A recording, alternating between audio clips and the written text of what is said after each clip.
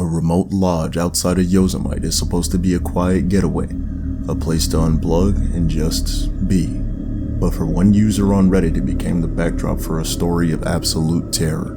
He checked in thinking he was getting away from it all, but he had no idea he was checking into a predator's hunting ground. The story I'm about to tell you isn't mine. It was posted online by someone who wants to stay anonymous, and you're about to understand why. It's a chilling story about how the most normal places can hide the darkest secrets, and how the friendliest smiles can belong to the worst kinds of monsters. It all started in the late winter of 1999. I was a college student at the time. I was completely burned out, buried in deadlines, sick of the city noises. I just wanted some silence. I was craving the quiet of the giant sequoias and the epic scale of the granite cliffs. So, I booked a room for a solo trip at a place called the Cedar Lodge. It was a rustic motor inn just outside of the park entrance in El Portal. Nothing fancy, but it was cheap and it was close to Yosemite, and that's all I cared about. I got there in the late afternoon. The air was crisp and smelled like pine and damp earth. The lodge itself had that worn and kinda dated vibe, like it had seen thousands of travelers over the decades. It was exactly the quiet but low-key spot I needed. As I was dragging a heavy duffel bag out of my car, a man walked up to me. He was just a normal-looking guy. Average height, average build, with a plain face and this big, friendly smile. He introduced himself as Cary, the handyman for the lodge. He insisted on helping me with my bag and walked me to my room. He was just making small talk about the weather and the best trails to hike that time of year. He even pointed out a room of some other guests who had just arrived, a mom with her daughter and another teenage girl, saying they were there to just see the sights. Cary's whole vibe was completely disarming. He just seemed like this helpful local, the kind of person that makes you feel welcome. After he jiggled the sticky lock on the door and got it open with a knowing grin, he wished me a good stay and left. My first impression? Totally and completely safe. Later that evening, after a quick hike to clear my head, I got back to the lodge. As I was walking down the outdoor corridor to my room, I saw Cary again.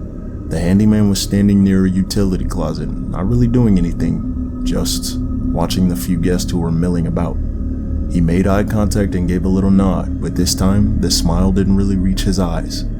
There was a stillness to him that wasn't there before, a kind of predatory watchfulness that felt completely wrong for a helpful handyman persona. He asked me if the room was warm enough, or if I needed any extra blankets. The questions were normal, but his focus felt intense. His gaze held for just a second too long. I just mumbled a polite no thank you and hurried into my room, making sure to throw the deadbolt. I tried to shake it off. It was nothing, right?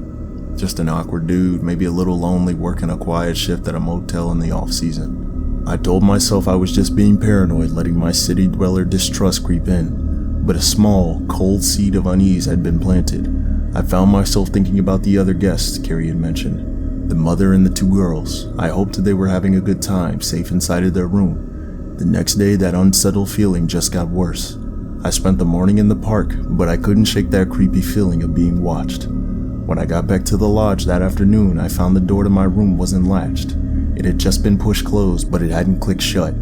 My heart started pounding, and as I pushed it open, I cautiously looked around. Nothing was gone. My laptop was still on the desk, my wallet was still on the nightstand, but a book that I had left on the bed was now lying on the floor. A surge of adrenaline hit me, and I went straight to the front desk. The woman there was sorry, but she was also pretty dismissive. She just blamed it on the housekeeping, or maybe even a gust of wind. She offered to have the handyman Cary come and double-check the lock. My stomach twisted into a knot. I immediately declined, insisting it was fine. The thought of that man coming back to my room with a flat smile and empty eyes was suddenly unbearable. That night, I couldn't sleep.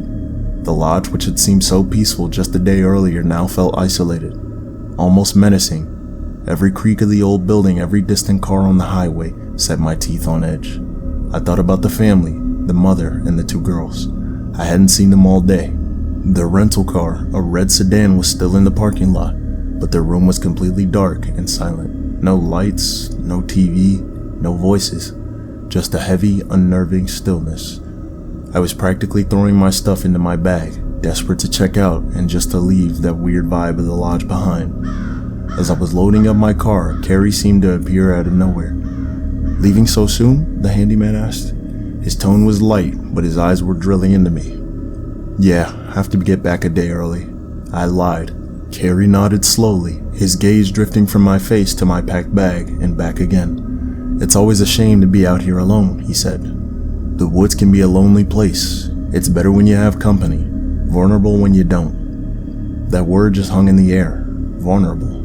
It didn't sound like a warning, it felt like an assessment. The friendly mask was gone. For a split second, I felt like I was looking into something ancient and cold. Something that didn't see me as a person, but as a prey, and I didn't say another word. I tossed my bag into the car and got in, and drove away. Not once looking back. The image of the handyman standing motionless in the parking lot was now burned into my mind. I felt like I had just barely escaped something horrible, but I couldn't possibly have known how right I was. Weeks passed, and I was back into my normal life, and the creepy experience of the Cedar Lodge started to fade into a strange, distant memory. I told myself I had overreacted, that the isolation had just gotten to me. I felt stupid for being so freaked out by a socially awkward handyman. Then, one night, I was watching the national news. A story comes on about a huge break in a horrific case out of Yosemite. 3 missing tourists. I sat bolt right up. They showed a picture of a smiling woman and 2 teenage girls, and then they showed the place where they were staying right before they vanished. The Cedar Lodge. My blood ran cold. It was the family from the room down the hall. The news report said their bodies had been found, but the moment that truly shattered everything was when the police released a photo of their #1 suspect, a man arrested for the murders and for the killing of the 4th woman, a local naturalist. Shortly after, it was Cary Stayner, the handyman. The friendly, forgettable guy who had carried my bags. The man who had just stood watching me in the hallway. The man who called me vulnerable. The newscaster's voice just became a dull roar as the horrifying reality crashed down. The disappearance, the murders, it had all happened right there. The stillness from the room wasn't because they were out late. It was because they were already gone. Stayner had used his job at the lodge to gain their trust. He knocked on their door, room 509, pretending he needed to check the water leak, and they let him in. He was the handyman. He was supposed to be safe. I thought about my own door being left ajar. Was that the test? Was Cary checking to see if my room was an easy target? I thought of that final, chilling conversation. It's better when you have company, vulnerable when you don't. Stayner's twisted fantasies led him to target women who he had seen as easy prey. I, a guy traveling alone, didn't fit the profile of a victim Stayner was hunting. That one, simple, arbitrary fact might have been the only thing that had saved my life. I hadn't been paranoid. I had been in the presence of a monster who was actively hunting, and I walked out of there without knowing it. The woods around the Yosemite hold a lot of secrets. For me, they now hold the memory of a narrow escape from the killer hiding in plain sight. The man I met was Cary Stayner, the Yosemite Killer convicted for the murder of 4 women. He was caught, but my story is a chilling reminder that the monsters don't always look like monsters. Sometimes they smile, offer to carry your bags, and ask you if you need extra blankets. They hide in the open, using your own trust against us. You can check into a hotel, but you never really know who holds the other keys.